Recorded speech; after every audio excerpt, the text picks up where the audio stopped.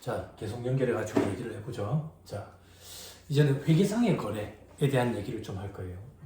회계상의 거래냐, 일반 거래냐, 차이 이렇게 돼 있는데 이렇게 생각하면 돼요.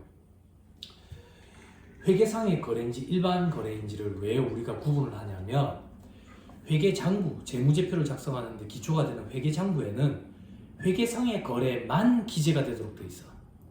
회계상의 거래만. 그러면 회계상의 거래가 뭔지를 우리가 알아야 될 거 아니야. 그지? 그러면 우리가 이걸 좀 주의해야 된다고. 일반적으로 거래라고 표현을 할 때 그 거래가 회계상의 거래에 포함되는 것도 수도 있고 회계상의 거래에 포함되지 않는 걸 수도 있어. 다시 돌려 얘기하면 우리가 일반적으로 거래라고 표현하지만 회계상의 거래가 아닌 게 있을 수가 있다고. 그리고 반대로 우리가 일반적으로 거래라고 표현하지 않지만 회계상의 거래에 들어가는 경우가 있다. 포함되는 경우가. 그걸 좀 주의해서 살펴보면 돼. 만약 예를 들어서 사장님이 아침에 출근을 했는데 술 냄새가 풀풀 난다 이거예요. 그러더니 와가지고 그러는 거야. 어차피 괜히 비싼 술 얻어먹었다고. 친구가 사업을 한다는데 어릴 때부터 친구인데 그거 물건 좀 사주기로 했대. 물건 좀. 그 회계처리를 좀 하래. 얼마치 어떤 물건 사기로 했는데요.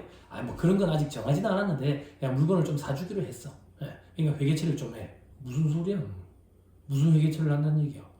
뭘 사오는지도 모르고 금액이 얼마인지도 모르고 계약서를 쓰지도 않고 우리는 이런 걸 거래라고 표현하지만 자기들끼리 계약상의 거래라고 표현하지만 회계상의 거래는 아니다 그 얘기예요. 반대로 우리가 일반적으로 거래라고 표현하지 않지만 회계상의 거래인 게 있어. 어떤 거? 창고에 도둑이 들어가지고 도난당한 거야 물건을. 혹은 창고에 불이 나가지고 불을 타버렸어 재고가. 이런 걸 우리는 거래라고 표현하지는 않아요. 그렇지만 이건 회계상의 거래거든. 즉 회계장부에 기재를 해야 된다 그 얘기야. 그러면 회계상의 거래인지 회계상의 거래가 아닌지를 어떻게 구분하는데 아까 우리 재무상태표 구성요소가 자산, 부채, 자본이었지. 그리고 손익계산서 구성요소는 수익과 비용이었고 자산, 부채, 자본, 수익, 비용에 증가하고 배달을 가져오는 것은 회계상의 거래야. 자산, 부채, 자본, 수익, 비용 증가 변화를 가져오지 않는 것은 회계상의 거래가 아니라고. 그럼 다시 돌아가서 아까 사장님이 구두상으로 그냥 그래 거래하자 라고 얘기한 건 자산, 부채, 자본, 수익, 비용에 아무 증가 변화가 없다고. 그래서 회계상의 거래가 아니야. 근데 창고에 도난을 당해가지고 재고가 없어져 버렸어. 혹은 불이 타가지고 재고가 줄어버렸어. 그러면 자산이 감소한 거거든. 이건 회계상의 거래가 맞다고. 됐죠? 회계상의 거래냐 아니냐를 구분하는 이유는 회계상의 거래만 회계전표에다가 장부에다가 기입하기 위해서다. 그러면 이 구분하는 기준은 뭔데? 자산, 부채, 자본, 수익, 비용의 증가 변화를 수반하느냐 수반하지 않느냐 그걸 가지고 구분을 한다. 됐죠? 됐죠? 그러면 이제 우리는 앞으로 나올 부분의 예시들은 모두 다 회계상의 거래라고 전제하고 접근을 할 거야. 회계상의 거래가 아니면 아예 우리가 염두에 둘 필요가 없다고. 됐죠? 지금 단계에서만 회계상의 거래, 아닌 거래를 어떻게 구분하는지 공부를 했고 앞으로 나오는 것들은 전부 다 회계상의 거래가 맞다라는 가정하에 진행을 할 거라고요. 됐죠? 넘어갑니다. 자, 회계 순환 과정으로 되어 있죠. 그죠?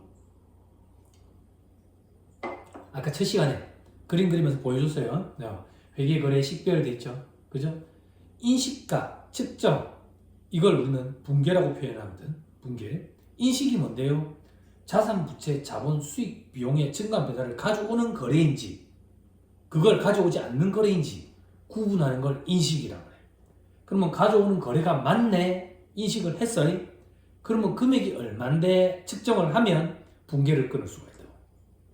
분계. 그래서 분계를 수준 높은 말로 다시 표현하면 인식과 측정 과정 이렇게 표현한다고. 아무튼 인식과 측정을 통해서 분계를 했어. 분계를 하면 주요 원장에 분계장을 작성하게 되고 총계정원장을 작성하게 되고 그걸 가지고 시산표를 작성하게 되고 시산표는 수정전 시산표와 수정 후 시산표라는 게 있고 이 시산표를 토대로 우리는 재무제표를 뽑아내야 된다. 아까 했던 얘기 그 얘기예요. 그렇죠? 밑에 그림 이런 거 볼 필요 없고요. 자, 그 밑에 오른쪽에 회계 거래 식별 일반적으로 거래라고 표현하는데 회계상의 거래가 아닌 거 그런 것들을 좀 구분한다 그 얘기예요. 그리고 분계를 하고 정기라는 거는 분계장에서 총 계정원장으로 옮기는 걸 포스팅, 우리나라 말로 번역해서 정기 이렇게 표현을 해요. 정기. 그죠? 작년을 얘기하는 게 아니야. 옮겨 쓴다라는 뜻에서 정기라고. 정기. 자, 그다음 계정별 잔액 산출하고 뭐 시산표 작성한다. 시산표는 잔액만 갖다 쓰면 잔액 시산표, 합계를 갖다 쓰면 합계 시산표. 현업에서 합잔이라는 표현을 참 많이 하는데 그거는 합계와 잔액을 다 나타내는 표. 그게 합계 잔액 시산표. 됐죠? 자, 넘어갑니다. 자, 적용 사례 이렇게 있어요. 자, 사례 한번 살펴보죠. 사례. 자, 여기 비전공자인 친구들 있죠. 그죠? 비전공자인 친구들이 이런 거 하면 분명히 그런 생각할 거야. 아, 회계 수업 들어본 적도 없는데. 왜 저렇게 회계 얘기를 좀 많이 해? 무슨 말인지 하나도 모르겠네. 착각이라. 무슨 착각인데요? 회계를 전혀 들어본 적이 없는 사람들이라고 가정하고 진행하고 있어. 회계를 전혀 접해본 적이 없는 사람들이라는 걸 가정하고 진행하고 있기 때문에 이게 버거우면 게으른 거야. 여러 번 해봐야 된다고. 됐죠? 됐죠? 나는 비전공자라서 힘드네. 아니, 이거 핑계라고. 회계 원리 수준으로 지금 하고 있다고. 회계 원리 수준으로. 자, 거래내역에 중앙 컴퓨터 뭐가 설립이 됐대. 그죠? 1월 1일에 이 기업은 주당 액면 5,000원짜리 주식 500주를 발행을 했대. 그지? 주식을 발행을 했는데 500주를 발행을 했대요. 한 주당 얼만데? 5,000. 그럼 얼만데? 250만 원이네. 이게 무슨 말인데? 우리 회사의 주주가 좀 되세요. 우리 회사의 주주가 좀 되세요. 어떻게 하면 주주가 될 수 있는데? 어떻게 하면 되기는 돈만 주면 되지. 돈만 주면 된다고. 그럼 내가 250만 원을 받았다는 얘기예요. 이게 내 사업 미천이 되는 거예요. 자본금이 되는 거라고. 그죠? 그럼 일단 250만 원이라는 현금이 내한테 증가했다고. 현금은 자산 중에 하나거든. 그럼 자산에 어떤 게 있고, 부채에 어떤 게 있고, 자본에 어떤 게 있고, 수익에 어떤 게 있고, 비용에 어떤 게 있습니까? 이런 걸 암기하는 사람들을 공부 못하는 사람들이라고 표현해요. 자연스럽게 이 과정이 끝날 때쯤 되면 자산 계정에는 이런 것들이 있구나. 부채 계정에는 이런 것들이 있구나. 자연스럽게 다 돼. 자연스럽게. 인위적으로 암기하려고 애쓸 필요 없다 그 얘기예요. 아무튼 그러면 자산이라는 현금이 250만 원만큼 증가한다고. 자산의 증가는 차변했습니다. 차변에. 그건 무슨 얘긴데?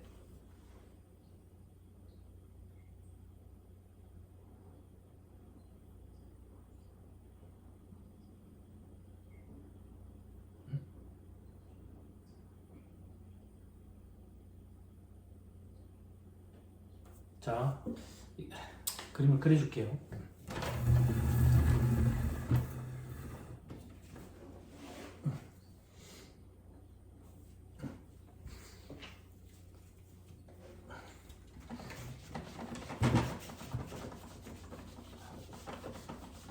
비전공자들은 힘들죠. 힘든 이유가 어려서 힘든 게 아니라 여러분들이 힘든 이유가 어려워서 힘든 게 아니라 용어가 생소해서 그래요. 용어가 어려운 거랑 생소한 거랑은 차원이 좀 달라. 차원이. 생소한 거는 몇 번 보면 다 잘해. 걱정 안 해.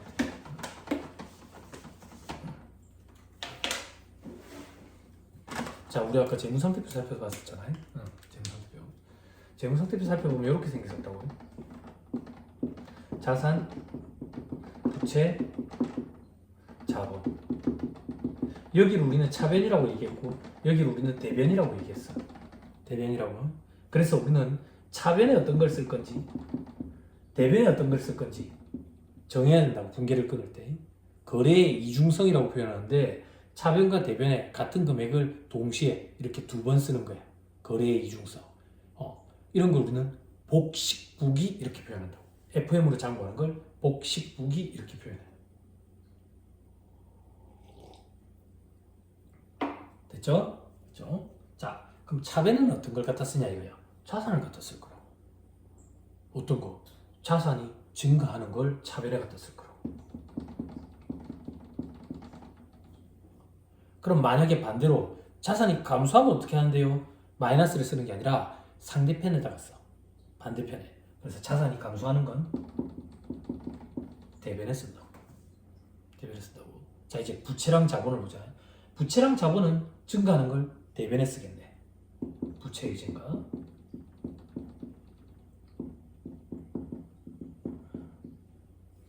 반대로 감소하는 건 상비 계정에 쓰니까 차변에 쓸 거라고요.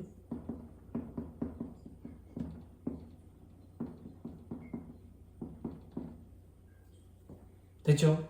자, 이제 손익계산서를 보자. 손익계산서는 수익과 비용으로 구성이 돼. 수익에서 비용을 차감하면 손익이 나오는데 한 방향으로 맞아. 플러스가 났다고 보자. 이익이 났다고 보자. 됐어요? 됐죠? 그럼 이익이 나면 이 이익은 누구 건데? 내 거지. 내 거지. 그게 무슨 말이야? 자본 1,000원으로 나 장사 시작했다고. 나 장사 1,000원으로 내 돈 1,000원 가지고 시작을 했다고. 근데 요번에 이익이 100원이 났어. 그럼 그 이익 100원 누구 거냐? 내 거지. 그럼 내 돈은, 내 미천은 1,100원이 되지. 즉, 이 이익은 자본으로 흘러 들어간다고. 즉, 재무상태표랑 손익계산서는 이익과 자본이 연결이 되어 있어. 이렇게 밀접하게 상호 연관되어 있다고. 됐어요? 그럼 조금만 더. 수익이 증가하면 이익도 증가하겠네. 이익이 증가하면 자본도 증가하겠네. 즉, 수익과 자본은 같은 방향으로 움직이네. 같은 방향. 그럼 이렇게 하면 되겠네. 수익이 증가하면 대변에 쓰겠네. 됐죠? 반대로 수익이 감소하면 차변에 쓰겠네. 근데 수익은 증가라는 표현을 쓰지 않고 발생이라는 표현을 써. 그래서 수익이 발생하는 건 대변에다가 쓴다. 그리고 수익은 감소된다라는 개념이 존재하지 않는다라고 가정을 해. 그래서 수익이 감소 이런 건 없어. 자, 반대로 하나만 더. 비용. 비용이 증가하면 이익은 감소할 거야. 이익이 감소하면 자본도 감소할 거야. 그러면 비용과 자본은 반대 방향으로 움직이네. 그치? 반대 방향으로. 그러면 비용이 증가하는 거는 자본의 반대 방향인 차변에 갖다 쓰겠네. 비용도 수익과 마찬가지로 증가라는 표현을 쓰지 않고 발생이라는 표현을 쓴다. 그리고 반대로 비용의 감소도 존재하지 않아. 됐어요? 됐죠? 그래서 보니까 차변에 올 수 있는 거 하나, 둘, 셋, 넷. 대변에 올 수 있는 거 하나, 둘, 셋, 넷. 이걸 우리는 거래의 8요소 이렇게 표현한다고.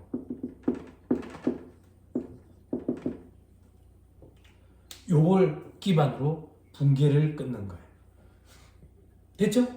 즉, 차변에 쓸 건지 대변에 쓸 건지 정하고 금액이 얼마인지를 정하는 거예요. 차변에 뭘 쓸 건데, 대변에 뭘 쓸 건데, 계정 과목이라는 거. 계정 과목이 어떤 건데? 현금, 자본금, 차량, 방부, 기기장치, 비품 이런 것들을 암기하려고 애쓰는 사람들이 바보예요.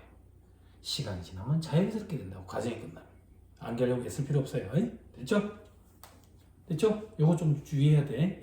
연습을 해야 돼. 연습. 근데 우리는 지금 연습할 시간을 따로 가졌다고 보고 바로 아까 그 예제로 들어갈게.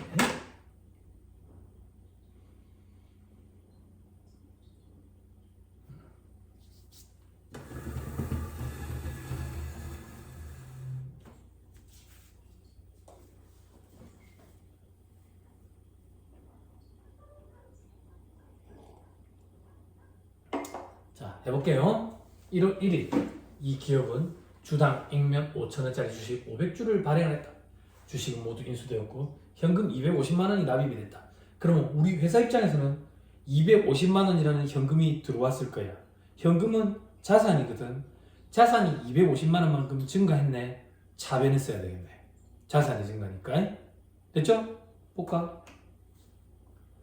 차변에 현금 250만 원 증가된 걸 쓴다고. 그럼 반대로 대변에는 뭐라고 쓸 건데, 차변과 대변에 같은 금액을 동시에 써야 되거든. 거래의 이중성 때문에. 그럼 대변에는 뭐라고 쓸 건데, 이게 우리 회사 자본금 미천이 된다고. 원본, 씨앗 미천이 된다고. 이걸 우리는 자본금이라고 얘기하고 자본의 증가는 대변에 쓰잖아. 그래서 대변에 자본금 250만 원 이렇게 하는 거야. 처음에는 시간이 좀 걸립니다. 처음에는 왜? 어려워서 생소해서 시간이 좀 걸리지만 자연스럽게 됩니다. 스트레스 안 받아도 됩니다. 자, 또 해보자. 1월 20일에 부자은행으로부터 300만 원을 차입했다. 은행에서 돈을 300만 원 빌려왔네. 그러면 현금 300만 원이 회사 입장에서 들어오겠지. 현금이라는 자산이 300만 원만큼 증가할 거니까 차변에 쓰겠네. 그럼 대변에는 뭐라고 쓸 건데 은행에서 돈을 빌려왔으니까 차입금이라는 부채가 증가하게 되겠네. 대변에는 부채의 증가로 차입금 300만 원을 쓰겠네. 300만 원, 250만 원, 300만 원. 그래서 현금, 차입금. 되지요? 그죠? 다시 또 시간이 걸리더라도 하나씩 천천히 다 하자. 2월 1일 영업활동에 필요한 소모품 20만 원을 현금으로 구입했대. 자, 소모품 사는데 돈이 20만 원 나간 거야. 그럼 회사 입장에서는 소모품이라는 자산이 20만 원만큼 증가하겠네. 계정값은 뭐라 쓰면 됩니까? 그냥 소모품이라고 쓰면 돼. 소모품. 그럼 소모품이라는 자산 20만 원을 차변에 증가시키고 대변에는 구입했으면서 돈으로 현금으로 구입했으니까 현금이라는 자산이 감소하겠네. 자산의 증가는 차변, 반대로 자산의 감소는 대변. 그죠? 소모품이라는 자산이 20만 원만큼 증가해서 차변에 썼고 현금이라는 자산이 20만 원만큼 감소하니까 대변에 썼네. 되죠? 되죠? 또 3월 10일 서울에 컴퓨터 200대에 대해서 AS를 제공하고 서비스 용역 대금으로 300만 원을 현금으로 받았고 나머지 100만 원은 외상으로 처리했어. 첫째 줄 중앙 컴퓨터 AS가 설립됐대. 이 회사는 뭐하는 회사인데 AS하고 먹고 사는 회사야. 자, 잘 봐. 나는 컴퓨터 판매해서 먹고 사는 회사야. 컴퓨터를 판매하고 돈을 받았어. 매출이지. 매출. 나는 이걸 만들어서 판매하고 먹고 사는 회사야. 이걸 만들어서 판매했어. 뭔데? 매출이지. 나는 서비스를 제공하고 먹고 사는 회사야. 서비스를 제공하고 대가 돈을 받았어. 뭔데? 매출이로. 매출. 매출이라는 수익이 발생하게 된 거야. 얼마만큼? 300만 원만큼. 아니네. 400만 원이네. 400만 원만큼 매출이 발생했는데 지금 당장 현금 300만 원 받았고 나머지 100만 원은 외상거래를 했네. 외상거래. 됐어요? 그러면 대변에는 매출이라는 수익의 발생을 써야 돼. 수익의 발생. 차변에는 현금 300만 원 들어왔을 거니까 현금이라는 자산 300만 원 증가시키고 매출 채권이라는 채권을 100만 원만큼 자산을 증가시켰다고. 매출 채권, 현금. 차변에 2개 이상 오죠? 그죠? 이렇게 와도 돼. 상관없어. 그리고 대변에는 용역 매출 달아놨는데 용역도 필요 없어. 그냥 매출 해도 돼. 됐죠? 자, 매출 채권이라는 얘기 때문에 또 잠깐만 보자. 회계는 이렇게 쓸 일이 많아요. 상법이랑 확 다르죠. 상법은 책같이 조문같이 살펴보면서 이해만 시켜주면 되는데 회계는 할게요. 그래서 칠판이 없으면 안 되는데 여러분 코로나 같아졌을 때 전자칠판을 샀다가 코로나 시국이 잠잠해져가지고 갖다 팔아치웠어요.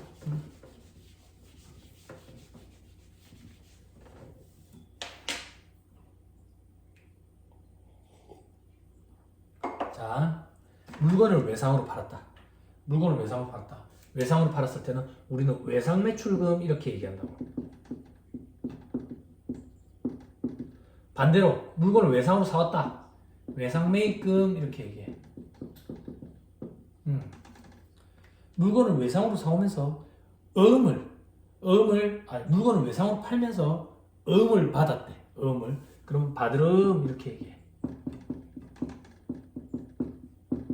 물건을 외상으로 사오면서 어음을 작성해서 줬어. 발급해줬어. 지급 어음 이렇게 얘기해. 됐어요? 됐나요? 자, 이걸 통틀어서 상위 개념으로 통틀어서 포함하는 개념이 매출 채권이야. 이걸 통틀어서 포함하는 개념, 상위 개념이 매입 채무야. 그래서 매출 채권 안에 외상 매출금과 받으러움이 있고 매입 채무 안에 외상 매입금과 지급음이 있는 거야. 됐죠? 근데 주의해야 될 게 뭔데? 이거 말고 미수금이라는 게 있고 미지급금이라는 게 있어. 미수금과 미지급금은 뭔데? 위에 거랑 성격이 완전 달라. 어떻게 다른데? 예를 들어 볼게요. 우리 회사는 이거 만드는 회사예요. 이 물건을 팔았는데 외상으로 팔았어요. 그러면 매출 채권이에요. 이 물건을 우리가 사오는데 외상으로 샀어요. 매입 채무예요. 매입 채무. 그럼 미수금, 미지급금 뭔데? 우리 회사는 이거 만드는 회사라고. 이거 만드는 회사인데 내가 회사에 놀고 있는 땅이 있어가지고 외상으로 팔았어요. 땅을. 그때 외상 대금이 미수금. 혹은 회사에 사업에 쓸 게 아니야. 쓸 게 아닌 건물을 사왔대. 건물을. 그때 외상으로 샀대. 미지급금. 즉 회사의 영업활동과 관련이 있는 외상 대금은 외출채권, 매입채무라고 표현하고 관련이 없는 외상 대금은 미수금과 미지급금이라고 해요. 그래서 우리가 현업에서 장사하는 사람들이 물건을 외상으로 팔아가지고 미수가 많이 걸려가지고 이게 잘못된 표현이야. 미수가 많이 걸려가지고 이렇게 얘기하면 안 되고 매출채권이 많이 남았다. 돈을 못 받은 게 많다. 이렇게 얘기해야 된다. 원래 엄밀히 얘기하면. 됐죠? 회사의 정관상 목적 사업으로 기재되어 있는 그 영업활동과 관련이 있는 외상대금이 매출채권, 매입채무. 관련이 없는 외상대금은 미수금, 미지급금. 됐죠? 스트레스 받지 마세요. 이런 건 회계라고 얘기하는 게 아니지. 이런 건 상식이라고 표현하는 거예요. 그죠? 다시 또 돌아가자. 됐다. 자, 앞에 어디까지 했지? 자, 5월 15일에 아까 3월 10일에 외상으로 판매한 것 중 50만 원 회수했대. 우리 아까 3월 10일에 외상으로 100만 원씩 파는 거 있잖아.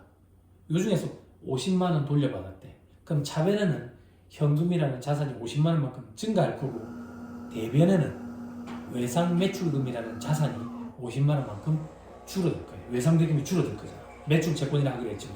매출 채권이라는 자산이 50만 원만큼 줄어들 거다. 그래서 차변에 현금 50만 원, 대변에는 매출 채권 50만 원. 됐죠? 그죠? 또 돌아가자.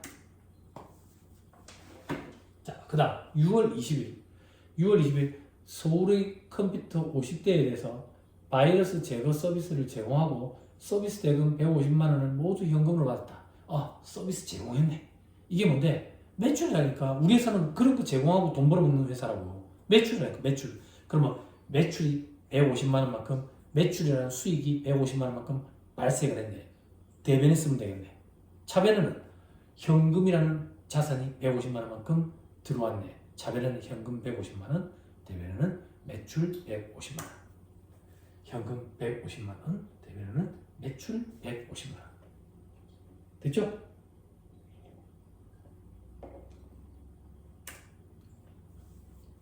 자, 됐습니다. 자, 그리고 7월 1일 1년분 고보험금 50만 원을 현금으로 지급했대. 자, 보험료가 나가는 거야. 보험료, 다양한 사유가 있겠지. 지를 위한 보험금일 수도 있고, 아니면 회사를 위한 걸 수도 있고, 회사의 임직원들을 위한 걸 수도 있고, 뭐든 간에 보험료가 50만 원이 나왔다. 현금으로. 그럼 차변에는 보험료라는 비용이 발생하는 거야. 그래서 비용의 발생으로 차변에 보험료 50만 원. 대변에는 현금이라는 자산이 50만 원만큼 나갔으니까 자산이 줄어들 거라고. 자, 보험료 50만 원, 현금 50만 원. 선급 보험료, 이건 무슨 말입니까? 여기 밑에 하나 더 써놔요. 보험료 50만 원 이렇게 해도 돼. 지금 이 회사는 어떻게 한 건데요? 보험료라는 비용으로 잡은 게 아니라 선급 보험료라는 자산으로 잡아놨어. 자, 조금 이따 설명할 거니까 밑에 보험료 50만 원도 써놔 놓으세요. 비용으로 잡았을 때 어떻게 되고 자산으로 지금 여기 자료처럼 자산으로 잡았을 때 어떻게 되는지 둘 다 보여줄 테니까. 됐죠? 자, 다시 들어가서. 자, 12월 31일 단기분에 해당하는 건물 임차료 60만 원을 현금으로 지급했대. 자, 건물 임차료 월세 그거 단기분 해당하는 거 60만 원을 전액 다 현금으로 지급했대. 그러면 일단은 차변에 임차료라는 비용이 발생할 거야. 얼마만큼? 60만 원만큼. 대변에는 현금이라는 자산이 60만 원만큼 감소할 거라고. 임차료 60만 원, 현금 60만 원. 됐죠? 됐습니다. 자, 그 다음 12월 31일 직원들에게 1년분 급여 100만 원을 지급을 했대. 자, 그러면 급여라는 비용이 차변에 발생할 거라고. 비용의 발생. 그리고 대변에는 현금이라는 자산이 100만 원만큼 감소할 거예요. 급여라는 비용 100만 원 발생. 현금 100만 원. 됐죠? 넘어갑니다. 자, 이건 도대체 뭐냐? 전기 돼 있잖아. 전기. 현금 이래가지고 이래 생겼죠. 그죠? 꼭 모형이 알파벳 T를 닮았죠. 그래서 T 계정 이렇게 표현해요. T 계정. 이게 뭔데? 총 계정 원장이에요. 총 계정 원장. 이 총 계정 원장은 이름들이 다 있어요. 이 총 계정 원장의 이름은 현금이에요. 현금. 이 총 계정 원장의 이름은 매출채권. 요건 소모품 계정. 요거는 선급보험료 원장이야. 원장. 자, 이건 뭐 하는 건데? 우리 아까 분계를 해놓은 분계장을 보고 총 계정 원장으로 정기 포스팅을 한다 했죠. 총 계정 원장은 현금 총 계정 원장을 살펴보면 현금이 들어오고 나가고 한 거 1년 동안 다 살펴볼 수 있는 거야. 자, 조금만 볼게. 자, 요거 이렇게 읽는 거야. 현금 총 계정 원장에서 차변에 250만 원이 있네. 현금은 자산이지.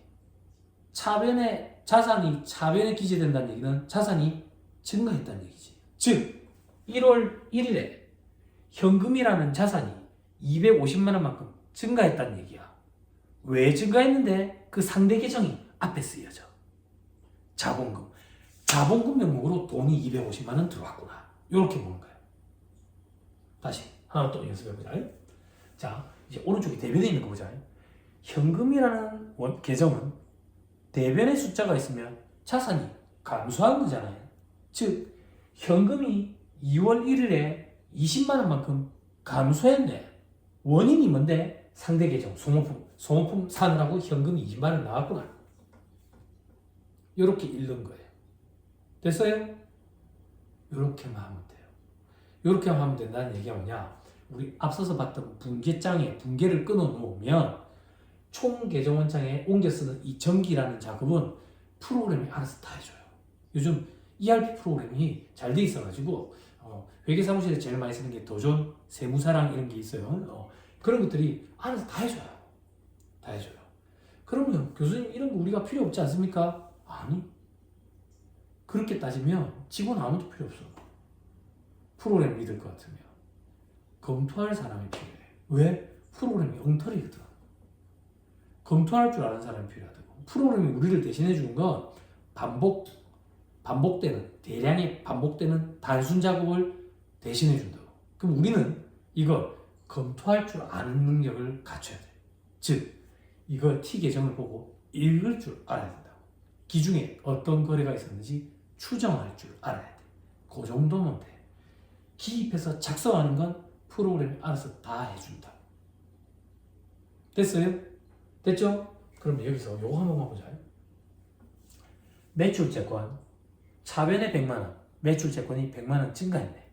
대변에 50만 원, 매출채권이 50만 원 감소했네. 기중에 100만 원 증가하고 50만 원 감소했으면 얼마만큼 남아있겠어? 50만 원이 남아있겠지. 요게 잔액이라고. 요 잔액만 시산표에 갖다 쓰면 잔액 시산표. 100만 원, 50만 원 다 갖다 쓰고 요게 합계 시산표. 100만 원, 50만 원도 쓰고 잔액인 50만 원도 쓰자. 이게 합계 잔액 시산표. 보자. 합계 잔액 시산표. 방금 매출 채권이었지. 100만 원, 50만 원 쓰고 잔액 50만 원 썼네. 그래서 합계와 잔액을 다 나타내는 표, 합계 잔액 시산표 이렇게 얘기한다고. 시산표를 쫙 갖다 쓴다고. 이게 재무제표를 작성하는 근거가 된다 했어요. 그런데 우리는 수정 전 시산표가 있고 수정 후 시산표가 있다 그랬죠. 뭔가 수정 작업이 이루어지는 거거든. 그죠? 그 수정 작업이 이루어지는 거 잠깐 끌었다가 살펴보죠.